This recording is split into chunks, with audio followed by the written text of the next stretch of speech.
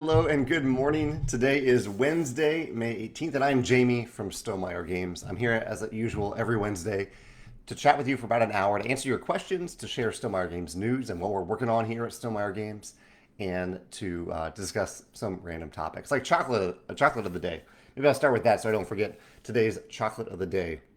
What are you indulging in today? What is your treat of the day? Whether it's food or anything that makes you feel good, it gives you a little bit of joy.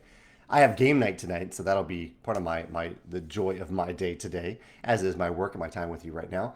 But my chocolate, let's see, I bought some chocolate from a place in St. Louis called Honeymoon Chocolates that recently opened a shop in Clayton, St. Louis, if you know where that is.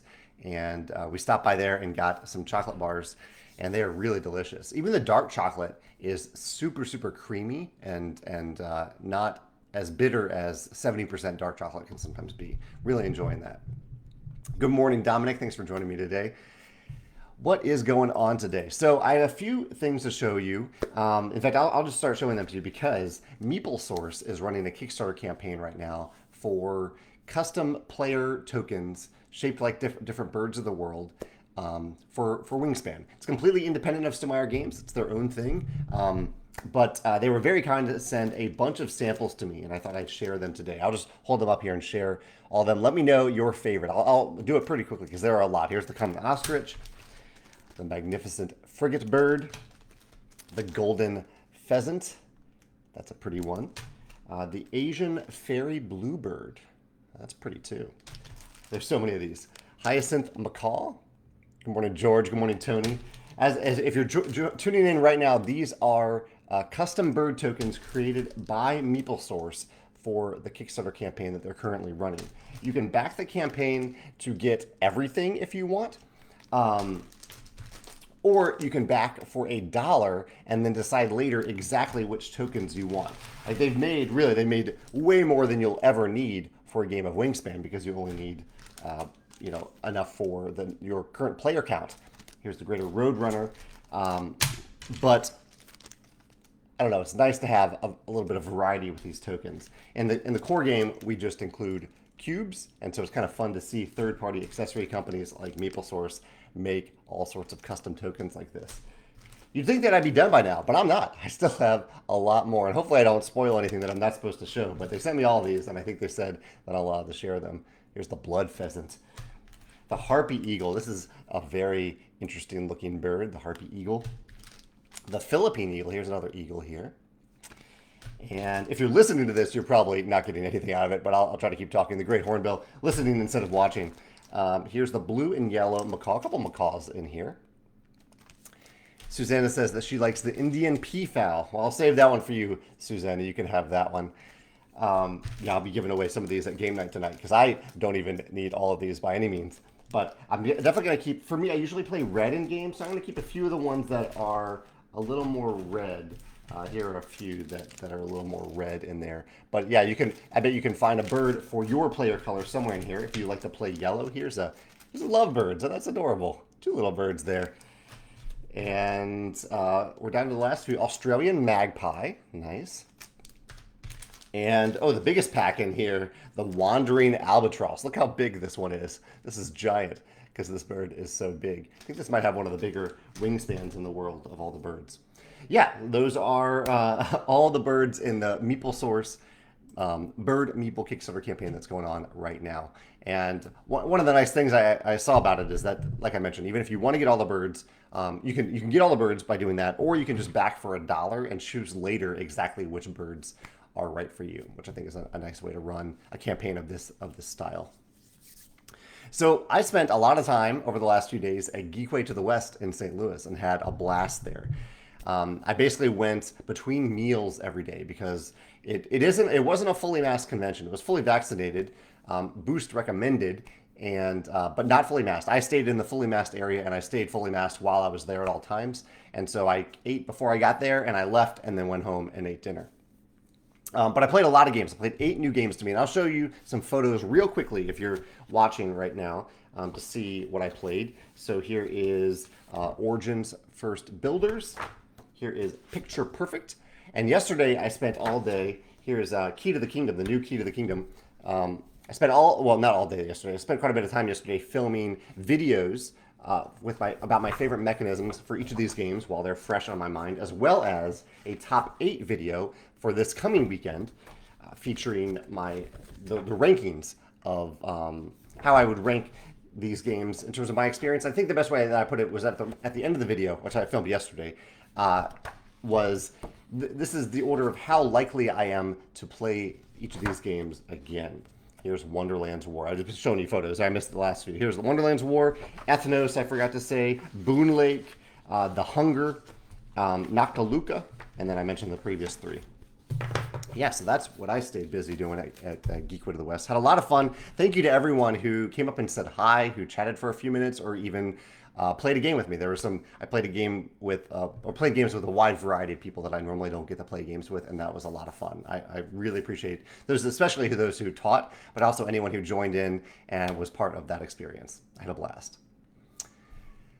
Near says, I hope today I'm actually live and not an hour late. And Near tried to tune in and last week was wondering why I wasn't answering his questions, and it was because it was a few hours later. But yes, Near, I am live right now. I'm happy to answer any questions that you have. Nathan says, greetings from LA. How was your play of Boon Lake? I was finally able to squeeze in a play on Sunday morning, but we had to return it to the library before we could completely finish. Yeah, Nathan, I had the pleasure of playing 2 games with Nathan. We played Origins First Builders and The Hunger, I believe, were the games that I played with Nathan. I did enjoy Boon Lake quite a bit, Nathan. It was a longer game, probably longer than I would normally choose for Geekway, but it's also nice at Geekway that there's so much time there that it is a nice environment to play some longer games. And I really did enjoy Boon Lake, particularly for a longer game that it included a follow mechanism. So whenever one player was taking their core action of their turn, all other players could simultaneously take the follow action associated with that core action, which really reduced the downtime to almost nothing in a game that needed to reduce downtime to almost nothing, given how long it was. Yeah. And Near had the same question, what do I think of Boon Lake? And George had the same question about Boon Lake too. Maybe I should bump that one up on my video list, given that people are interested about that one. I've prioritized the videos for these games. Let's see what the order is. This Friday, so I'll talk about Wonderland's War this Friday. And then I have Boon Lake coming up on May 24th. So I think that's next Tuesday, followed by The Hunger. And then I have the other ones coming later. I release videos on Tuesdays and Fridays.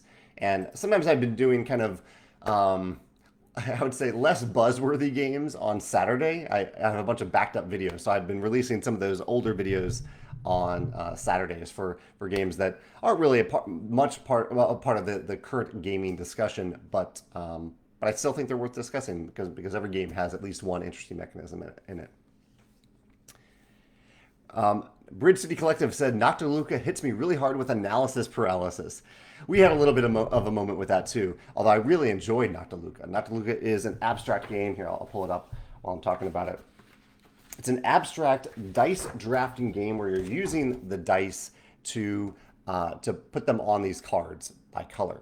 And so you have this spread out here of all these random dice that are put out there. They're randomly rolled, randomly placed, and you will choose a column of dice and you'll name a number. You'll say a number and you will gather all dice that share that number.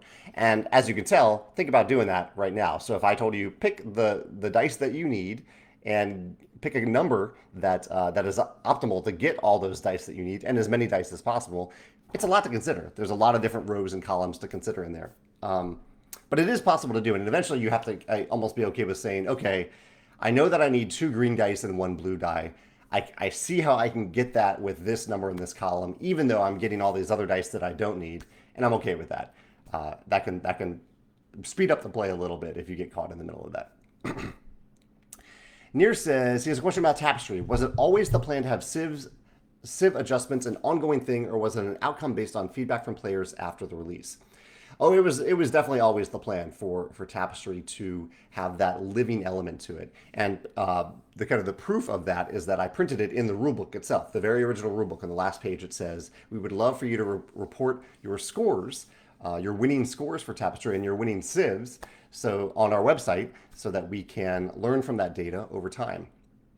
I knew when I printed that in the rulebook that it would be somewhat controversial. I think some people would interpret that as, oh, they didn't playtest this enough. Whereas, in fact, we playtested Tapestry a ton before we released it.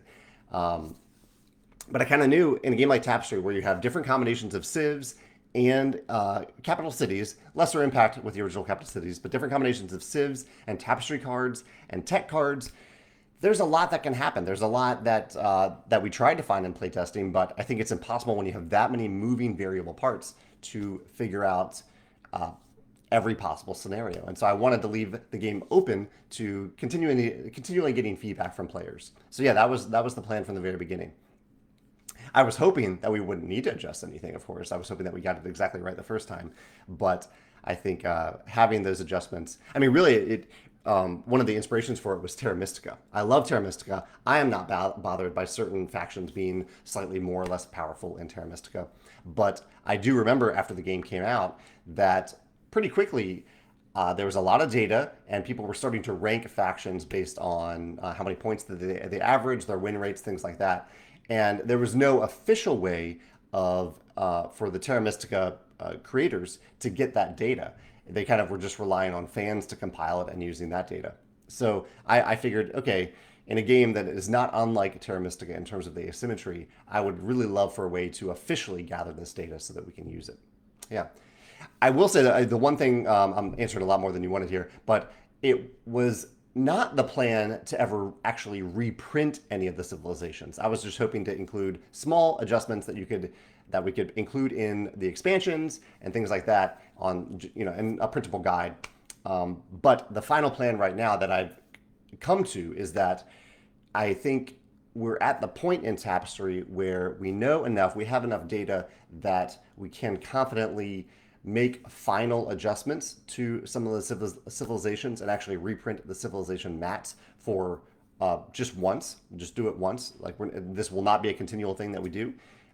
So we're currently gathering data for those adjustments. I have a post about that in the Tapestry group and on Board Game Geek if you're interested. You probably are aware of that though.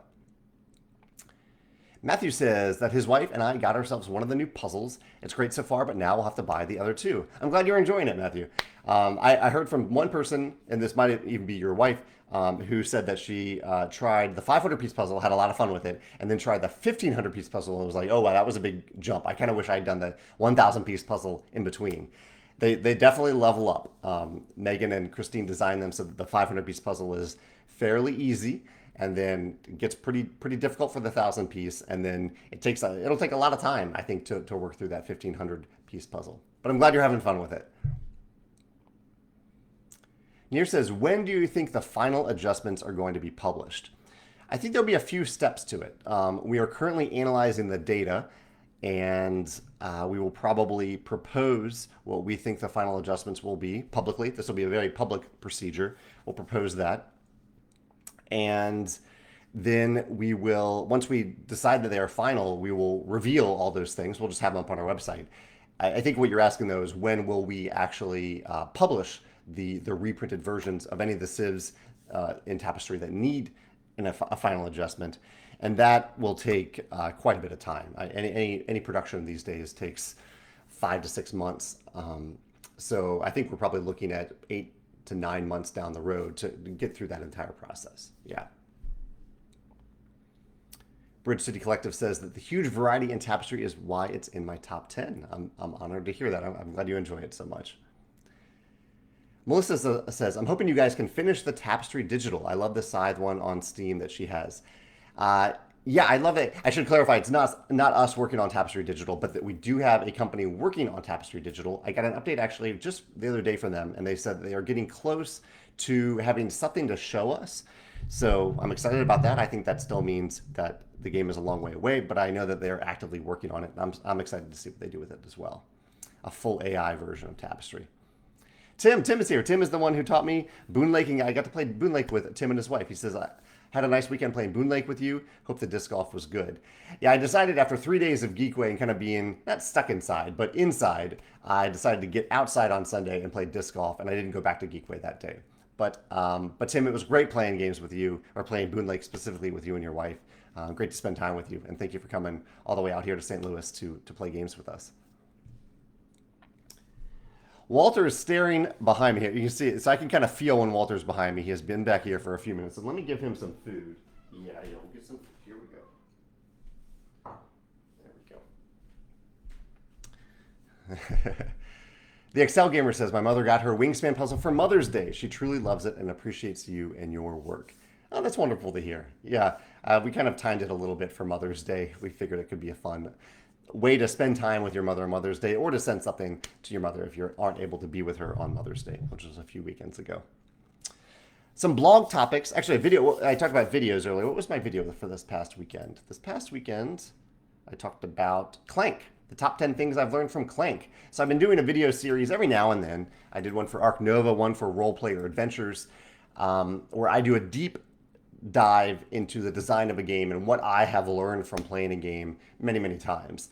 There aren't many games that will qualify for this video series. They have to be games that I really love, that I have learned a lot from. Oh, and I did one from Gloomhaven Jaws of the Lion as well. That was one of the first ones. But it is interesting to do these really deep dives into games and to break them apart, mostly from a design standpoint, but also a little bit from a publisher and art component theme standpoint. So I did one of those for Clank this past weekend. And the blog post, I did this since the last live cast, where I did one about all-in bundles and why I'm not a huge fan of all-in bundles, but I've had a lot of people ask me for all-in bundles, so I wanted to analyze if there was something key that I was missing. It was basically all-in bundles versus just offering all the stuff a la carte, as we currently do. Like, if you want all side stuff, we have it available on our website for you to buy, but we don't bundle it together because we want you to be able to pick and choose exactly what you want and not make you feel like you need to spend $300 to get all the side stuff. You can kind of just pick and choose, and when your budget is ready to add stuff, you can.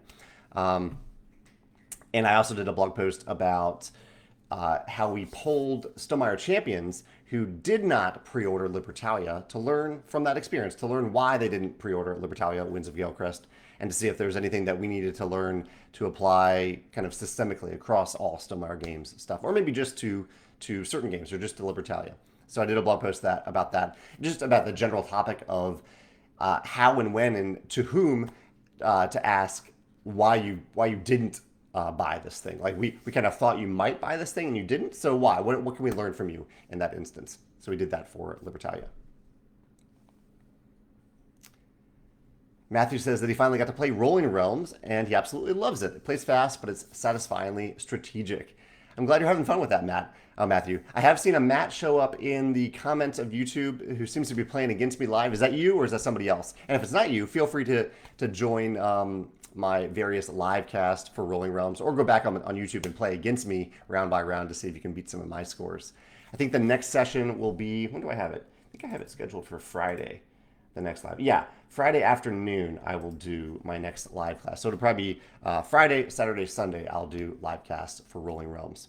Also this Thursday, tomorrow at 3 o'clock. Let's see, looking at my other screen here. 3 o'clock, yeah. 3 o'clock, we're doing chapter 2 of the book club for a crowdfunder's strategy guide. So right here on the Stonemaier Games Facebook page at 3 o'clock Central Time, we're going to discuss the chapter, The Crowd is the New Gatekeeper.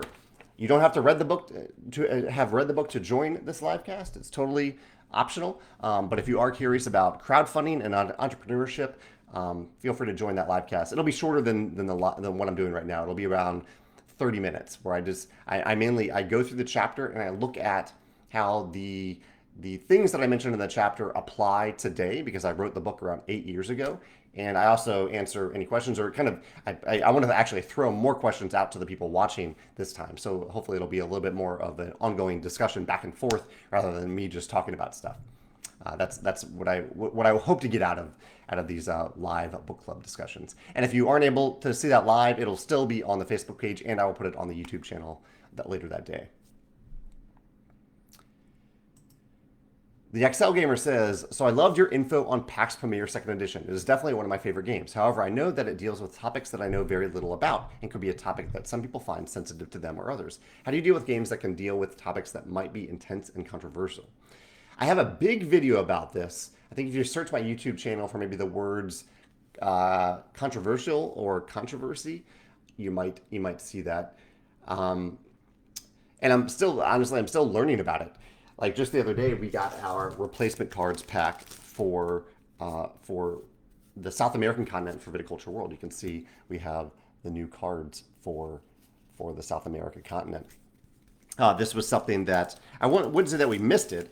We knew that it was problematic, and I implemented the solution that I thought was right for that continent, and it wasn't the right one. In hindsight, I don't think that was the right solution, and so I'm still learning about it myself.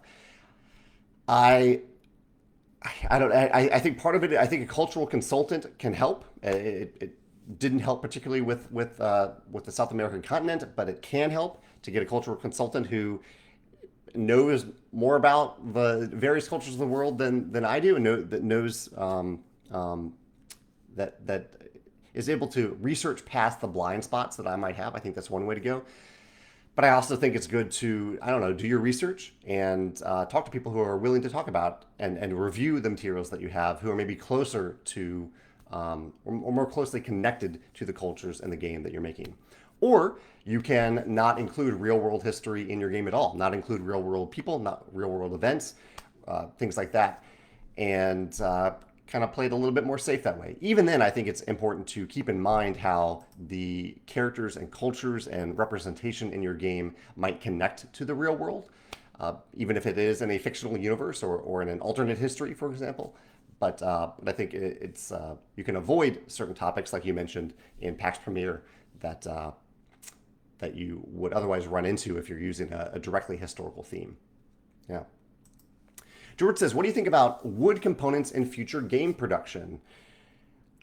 I think that wood will be the next premium thing in the future, as the wood supply in general is getting worse. So the wooden meeples from classic games might seem unfashionable now, but they will be expensive in time. We can already start to see that.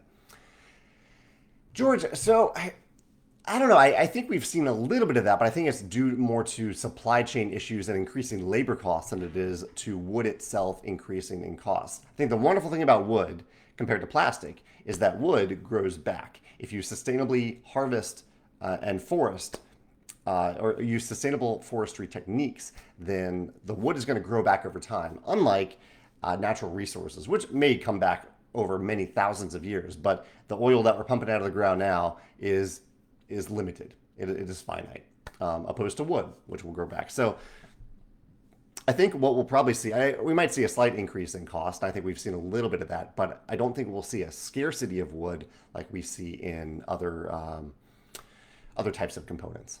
Yeah.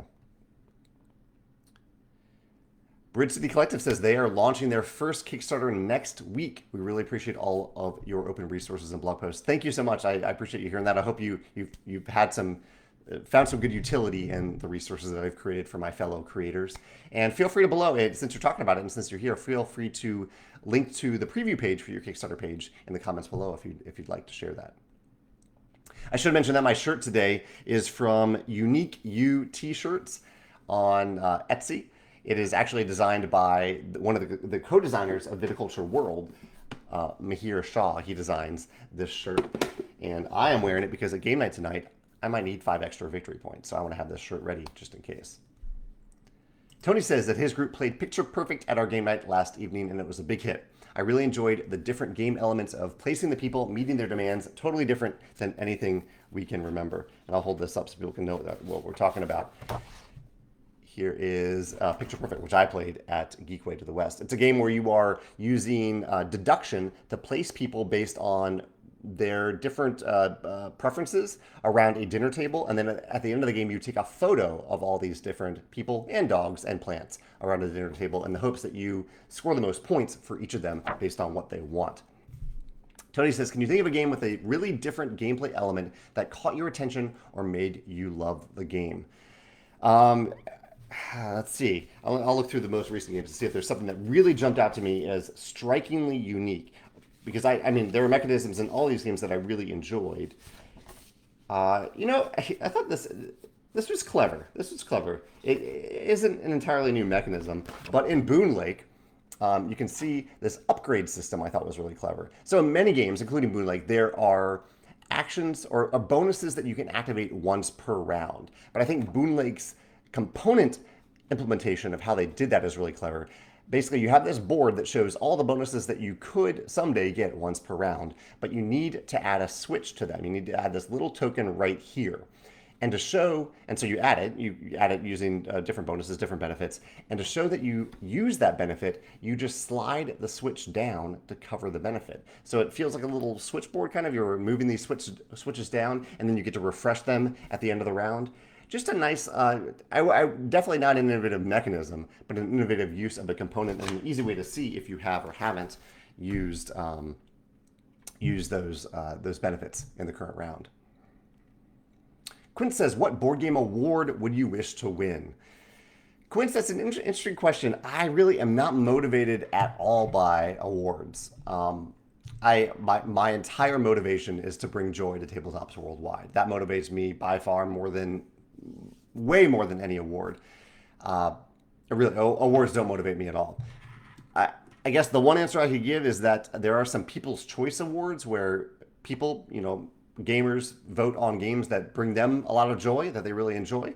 And so for those types of awards, that it feels good when, that's a quantifiable way of a bunch of people saying, you brought us joy through this game. And so any form of People's Choice Awards feels good to me to receive. Yeah. Although not even to me, like I love when I see one of our games from other designers, like Wingspan, when Wingspan wins an award, a People's Choice Award. That's great to see. I love seeing that for Elizabeth and Anna and Natalia and Team Altama, everyone who put all the time and effort into that, including myself. I put a lot of time and effort into Wingspan, but it's neat to see that for other people, the people who are involved on an even deeper level for Wingspan. Here we go. Bridge City Collective is sharing their brand new Zoo Kickstarter, which is coming up next week. Josh is here. I got to play a game with Josh over at Geekway. I played 2 games. Josh, I was just talking about Noctiluca and Key to the Kingdom. It was great to play games with you at Geekway to the West. I'm so glad you were able to attend. I will say it was really handy for Stonemaier ambassadors who were at Geekway to wear their Stonemaier ambassador t-shirt. They're really easy to spot that way. I can spot them and come up and say hi and thank them for being an ambassador. And I actually saw a lot of Stonemaier champion t-shirts around there too, especially the one with the St. Louis arch on it. That was one that was very commonly seen at Geekway. I think partially because Geekway is held in St. Louis. Chris says, I had a great time at Geekway. It was nice to meet you. It was great to meet you too, Chris. Yeah, that was, it was just wonderful to meet so many people at Geekway. He says, my favorite game of the con was Phantom Inc. I also really enjoyed Arc Nova. I have played Phantom Inc. Recently. I hadn't played it at Geekway, and I've played Arc Nova a bunch at this point. I'll spoil it a little bit. I've been telling people that they should wait until I release this Sunday's video for my rankings on how likely I am to play any of the games that I played at Geekway again. And the number 1 game was Wonderland's War.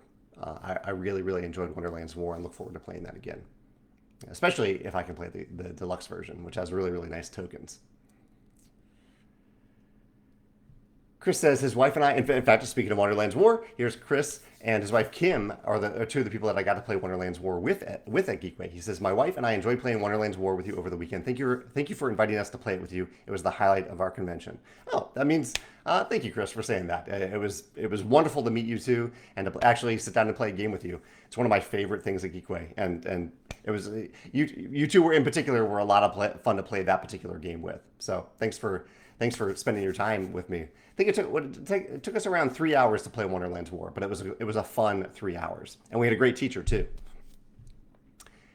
The Excel Gamer says, what were your thoughts on Wonderland's War? Just talking about that, just a high level overview of your thoughts. So if you're not aware of it, Wonderland's War is it's a game a little bit like Quacks of Quedlinburg, where there's push your luck and bag building. And there's also an area control aspect where you have these little battles over different areas of the board using your units there. And I love the card draft. There's a card draft that helps you get some bonuses and helps you get more tokens into your bag. I thought the card draft and the rondelle system with that worked really well. I love the combat track. Here, I'll mention one favorite thing real quick about the combat track. For each battle, you move a token along this combat track to show how much strength that you have acquired for that battle. And if when the battle ends, when you're done pulling stuff out of your bag, if you have the most power on that track, you win the battle. However, very cleverly, on that track at certain places are icons that say, if you stop here, if you stop accumulating more power or strength, whatever the resource is in this battle, you will get an upgrade. You get a forge token, or you get a free forge, which is a permanent ongoing upgrade on your player mat. And so the game is kind of saying, it's kind of asking you to consider stopping the battle, stopping your portion of the battle to get that enticing thing. And it's really interesting. It feels good if you're like behind in the battle, because you're like, okay, I'm so far behind. I will just try to get up to one of these forge tokens so I can get this free forge. And even if you're ahead on the battle, it makes you stop and wonder, okay, I'm ahead right now. I probably could keep going. I'm safe to keep going based on the board state. And I'm right at this forge icon. Maybe I should stop right now. Maybe I'm safe. Maybe I should stop. Just a little enticement to stop in a battle that I thought was really, really clever. I really enjoyed that aspect of Wonderland's War. Yeah. Near says that he likes the factory system in Boon Lake, a unique way to have resources without explicitly making them. Yes, absolutely. That actually was my favorite mechanism in the game too. In Boon Lake, I don't have a great photo of it, but in Boon Lake, you're not accumulating resource tokens. Rather, you have access to between 0 and 4 of 4 different types of resources based on little boats that you can move down a river to match with those resources, and little tokens, little factories that Near is referring to, that just give you those resources whenever you need them. So you're not collecting them, you're not accumulating resources, you just are gaining and sometimes losing access to resources that you need to play cards. I thought it was a really clever system, and it was a great reminder to me that there are many ways to account for resources in games beyond just resource tokens that you're accumulating. Ernst says, I see you recently played Rumble Nation. What a cool little game. Any other foreign, non-English release games that you've played and would recommend? Ooh, that's a good question. And I really did enjoy Rumble Nation. It's a game from Japan that my coworker Alex acquired, and we've played it a couple times at this point. And really, it is a fantastic area control game. If you like games like El Grande, or really any area control game, I would highly recommend Rumble Nation. Let's see. Any other ones that I would recommend? I'm sure there are. So one recent one that I played, or that I didn't play recently, but has come up on my mind recently, is Yukio, which sounds like a Japanese game. It is a Japanese theme, but it's actually made by Walnut Games in the UK. And they either have a new Kickstarter for it, or they're launching a new Kickstarter soon for it. But that's one that had, a very small print run. It was made in the UK. And I happened to, I think Joe may have recommended it to me. And I played it and really enjoyed it. That's another, it's foreign in that, it's from a different country and themed based on another separate country. So Yukio, yeah, I'll say Yukio. There are many other games though that are definitely made outside of the US that I very much enjoy. I have one right now. What was the? Oh, I have a German version of Wizard. So I don't have the English rules for Wizard in the box, but I do love Wizard. Maybe I'll play Wizard again tonight. I really do love Wizard. The ramping up mechanism to it. Greg says, thanks again for helping out with the Geek Gold. Yeah, I give for any Stonemaier champion, you can, if you don't have any Geek Gold, to get a Stonemaier champion badge on Board Game Geek, you can message me on Board Game Geek and I'll send you some Geek Gold. He says, not sure if this question was asked, but do you have any initial impressions on the Azul Master Chocolatier edition that was announced? I have no idea what that is, but you said the magic word chocolate, and I need to find out what's going on with that. Let's see what Azul. Okay, so it looks like, what is it? They're pieces designed after gourmet chocolates. It'll be a limited edition version that replaces the candy-esque pieces with ones that look like tempered chocolate in little wrappers and tins. I don't see any photos here. But yeah, that sounds right up my alley. Yeah. Okay, I see the photo in the background here. I'm looking at Dicebreaker. I'll post the link so you can see what I'm looking at. And they do look like adorable little chocolates. That sounds awesome. I don't own the original Azul, so that might be a good opportunity for me to get the original Azul. I own the Summer Pavilion version. That's my favorite version of Azul. But I might need to get the chocolate version. Yeah. Corey is here too. Corey says, it was great meeting you at Geekway and playing The Hunger with you in your group. Thanks for signing my side misprint comment card. Have you had the chance to try the dandelion jelly yet? I'm glad you asked, Corey. Corey was very kind to give me a little jar of, or really a big jar, it'll last a long time, of dandelion jelly, which I've never had before. And Corey, just a couple days ago, I made fancy grilled cheese sandwiches with sharp white cheddar a couple eggs, white bread with some Irish butter, and I included some honey on some local honey on one side of the bread, and I included your dandelion jelly on the other side, and it was really, really delicious. Adding that little sweetness to the saltiness of the grilled cheese was delicious, and I will be making many other grilled cheese sandwiches with your dandelion jelly. So thank you so much for sharing that. I really appreciate that, and it was fun to play the hunger with you as well. Oh, Corey says, forgot to mention the ingredients in case of food allergies: dandelion petals, sugar, lemon juice, and fruit pectin.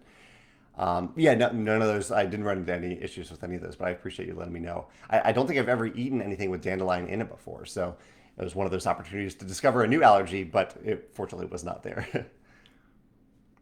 Chris says, have I seen the Kickstarter for expansions for On Tour and QE? I played QE for the first time at Geekway.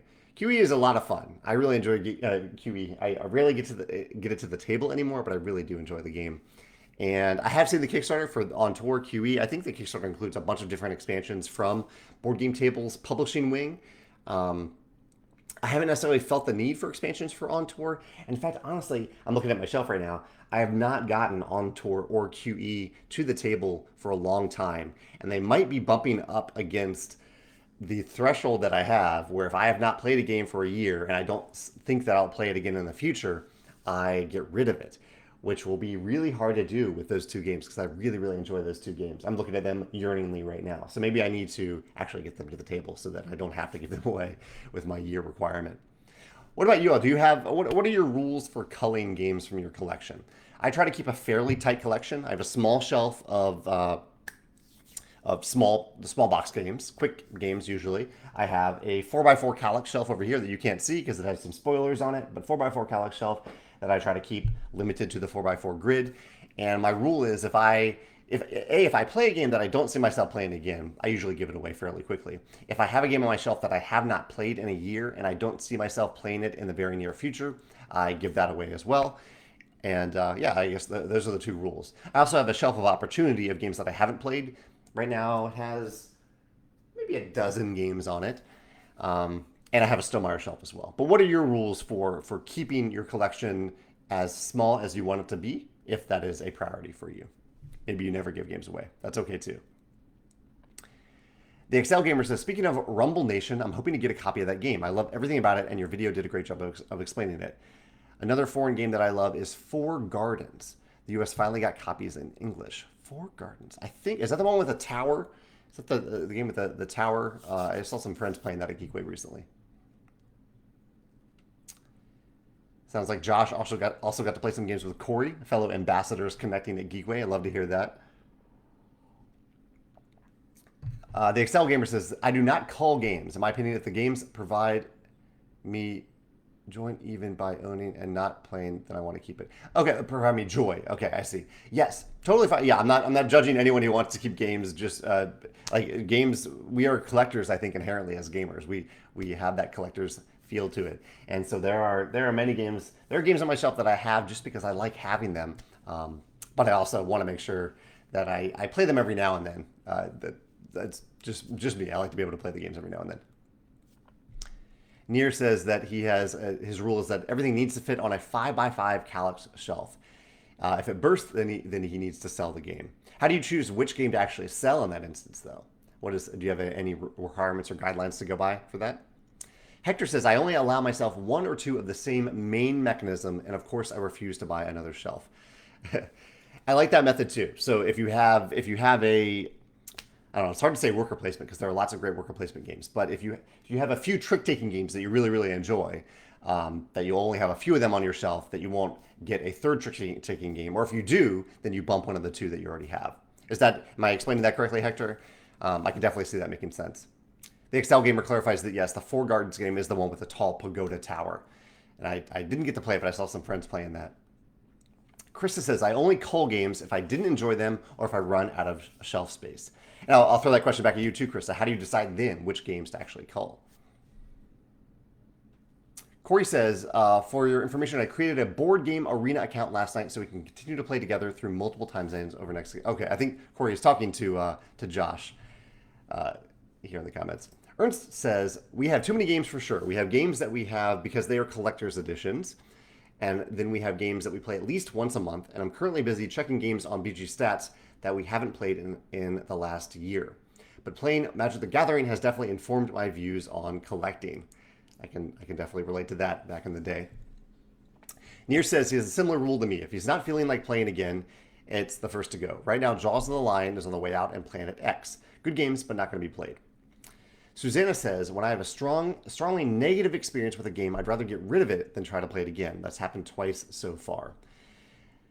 I play a lot of new to me games, and I know, Susanna, over the last couple of years, you've played a lot of new to you games as well. And I'm impressed that's only happened twice. I wouldn't say that I've had strongly negative experiences with many games, but there are many games that I play, and I'm like, okay, I'm excited to talk about this game in a video. I've learned a few things from it, but I definitely don't see myself playing this game again. But if I had a strongly negative experience with a game, that would definitely be an instant cull if that happened as well. Justo says, some of the biggest board game hits are party games. Is Stonemaier Games interested in publishing a party game? I think it's highly unlikely that we publish a party game. It's so far outside of what we normally do. Our sweet spot are medium weight Euro games. And we've gone a little bit lighter than that with games like Between Two Cities and Rolling Realms. And we've gone a little heavier than that with games like Scythe. But I think that's our sweet spot. We tend to stay in that range. And I'm trying to think, when someone asks a question like that, I try to think of what is my favorite party game, and if that had been pitched to me, would we have published it? So like Telestrations or Just One. If one of those games had been pitched to me, would I have actually considered publishing it? Because they do meet many of our other publishing guidelines. I don't know. It would be hard to say. I think it would be pretty unlikely. Because if a game is that great, another publisher is going to pick it up. I can recommend it to another publisher that does make party games, and I might recommend it to them. But I don't know. I might have been a little tempted if Telestrations or Just One had been pitched to us because they fit so many of our other requirements. So you never know. It isn't our sweet spot. Probably isn't.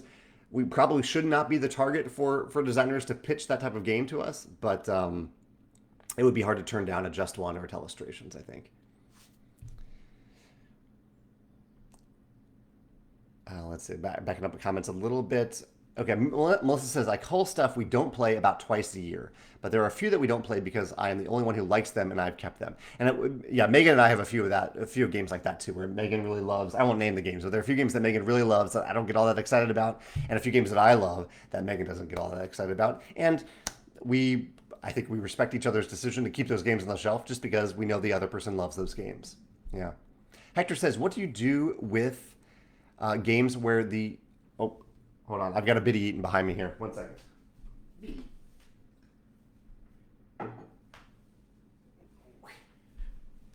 Okay, so Hector says... Biddy's going to join us for a minute since he was eating food that he shouldn't be eating. Hector says, what do you do with games where the box doesn't fit the calyx? I recently got the big box edition of Quacks, and it doesn't fit anywhere. Yeah, Hector, that is quite a conundrum. I recently got the game Namiji, which is the follow-up to Tokaido, and the box is so long that it doesn't fit on my calyx. And so, here we go. There you go. So I currently have it on a different shelf. I don't love putting it on a different shelf. Sometimes I put it on top of the shelf. Like I'm looking right now, I have my Blockus game. I have that on top of my calyx shelf. But I really like the look of not having anything on top of the calyx if I can help it. So I don't know. It's not ideal. It's not ideal to have that happen. But I think on top of the calyx is maybe the only place that a few of those games can go. Yeah. Melissa says that her board game store has a play shelf, so I give most of her culled games or her extra games to the game store. That way, if I ever want to play it, I still can. That is brilliant, Melissa. I love that. Yeah, that's in fact, I think about that too a little sometimes, where maybe I really enjoy a game, but I just haven't played it in a while. When I give it away, I might give it to a local friend who really wants it, so I know that I have access to it if I really want to play it, and just bringing them joy because they own it then. But I love the game store method as well, that you can give a game to your local game store for their demo shelf or their play shelf, and that way you still have access to it if you want to play it. Chad also echoed that the Quacks Mega Box is super, super big. So we are designing the Wingspan nesting box, or we had designed the nesting box, so it does fit on a calyx shelf. It's a little long, so it'll jut out a little bit, but it fits in either orientation, except for the lengthwise side of it, inside the calyx shelf. because I definitely wanted it to fit there. Krista says, we try to play through our games once a year in an annual tournament. So if we only play a game once per year, those are the ones that we'll get rid of typically. Now, that's pretty cool. How does that annual tournament work? That sounds fun. Before I spend the rest of the time on questions, let me see if there's anything else I needed to mention. I talked about the Wingspan Birds early on, talked about the book club. I saw Doctor Strange yesterday, the new Doctor Strange movie, and enjoyed it. I don't know if I'd rank it among like the top Marvel movies, but I had fun watching it. I generally have fun watching Marvel stuff. And I've also been spending a lot of time, a little behind the scenes look, been spending a lot of time rewriting a rulebook recently, which is a process that I go through when I'm working with a non-Stonemaier or with a designer who is not myself on a game. This designer happens to be really, really good at writing rulebooks, which has made this process easy.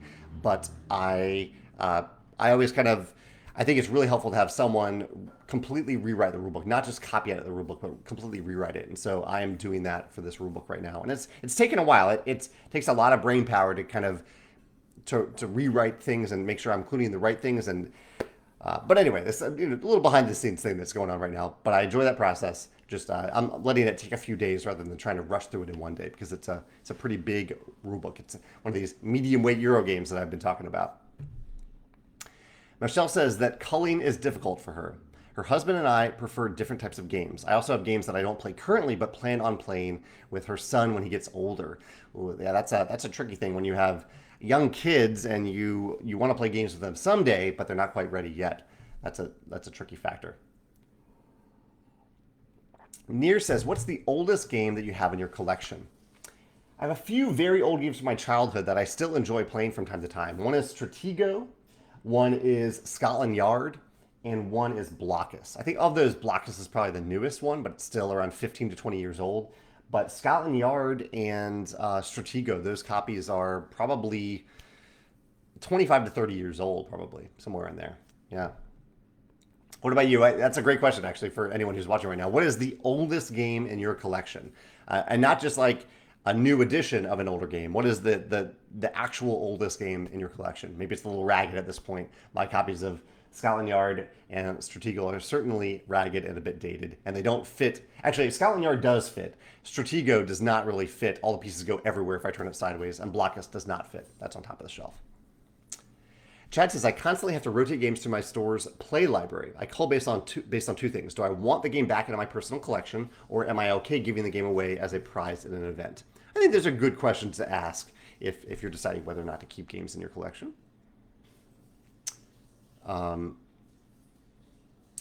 Ernst says, have I made any announcements about the third Wingspan expansion? I have not made any announcements yet. I have kind of said that I will probably announce the continent in June or July, early June, early July. I haven't exactly decided there yet, but I probably will announce the continent then, even though we're many months away from actually releasing the expansion. It is in production now, though. We do have the expansion in production. Chad says, we had our largest monthly game tournament over the weekend with 13 people playing Libertalia. That's pretty epic. That's awesome. Thank you for including Libertalia in your monthly tournament. That's really, really cool. Near says that Ra is his oldest from 12 years ago, one of the earliest versions of Ra. Very, very nice. Anyone else want to chime in with your oldest game, the oldest game in your collection? Just a quick recap of what I talked about in this livecast if you want to go back and you're joining us late. I talked about Geekway to the West and how I played a total of 8 different games and filmed 9 videos yesterday about those games and my rankings of those games. At book club tomorrow, we have book club tomorrow at 3 o'clock on this channel, 3 o'clock Central. I've done my video from this past weekend was about Clank, top 10 things I've learned from playing Clank, and I did a blog post about all-in bundles versus a la carte, and asking people, some of our champions, why if they didn't order Libertalia, why they didn't, so we can learn from them. I mentioned Meeplesource's birds. They have all these birds on Kickstarter right now that you can look at, and how I'm currently rewriting a rulebook to get it ready for production. Tony says that his oldest actively played game is an original, complete, and functional copy of Stop Thief from 1980, which that game has been updated by Restoration Games much more recently. Hector says he keeps his copy of Go For It, which was published in 1986. I don't think I've ever even heard of Go For It, Hector. That's interesting. I'll have to look that one up. Go for it. Published in 1986. Chad says that Tikal is his oldest game and still his favorite game. I have not played Tikal, but I have heard of that one. Victoria says that Moonshot is her oldest game. It was printed in 1997, printed as Tranquility Base a few years ago. Tranquility Base. Different than Tranquility, I think. Moonshot. Interesting. I've not heard of Moonshot. And Chris says that his oldest game is the Mayfair edition of Cosmic Encounters. That goes way back, doesn't it? Isn't that from like the 70s or maybe the 80s? Krista says that Milton Bradley's Samurai Swords is her oldest game. I'm getting a lot of answers here. Let me see if I can scroll through fast enough. Chad says that his oldest game is actually from his mom's youth, a game called Careers. Susanna has an off topic. He says, have I ever tried the exercise called planking? I started to try it this week and I can hold a high plank for 15 seconds. Her goal is 60 seconds and then she's moving to the elbow plank. I've tried a little bit of planking, but I haven't done much of it, Susanna. I'm glad you're having fun with it. I do a core workout every day involving different types of sit-ups, 6 different types of sit-ups. But that's for some reason I gravitate more towards that than the plank. I know they kind of work different muscles, but I like to do core exercises in motion rather than holding. I think I've tried planking and I like strained myself a few times. Yoga and planking, my body doesn't respond all that well to. But the in-motion core exercises do work for me. Timo says, I have a handful of board games from my childhood from the 1980s. He has Full House from 1979, which he says his kids have now learned and enjoy from time to time. Nathan says he has a lot of old Avalon Hill and SPI games, so he's not sure which one exactly is the oldest game. Daniel says his oldest game is Steve Jackson's Illuminati from 1982, 40 years old. That's awesome, Daniel. John has Acquire from 1976 and Feudal from 1967. Nathan can actually hear the lawnmower outside. Yeah, someone must be mowing the lawn somewhere. I'm surprised this mic is picking that up. Jay says he's at a local convention the first weekend of June. Oh, at a local convention the first weekend of June. What are the odds of Viticulture World shipping overnight? Probably unlikely. Yeah, we are currently on track right now for a June 1st pre-order for Viticulture World, not Libertalia, Viticulture World. No guarantees there, but we're on track for that.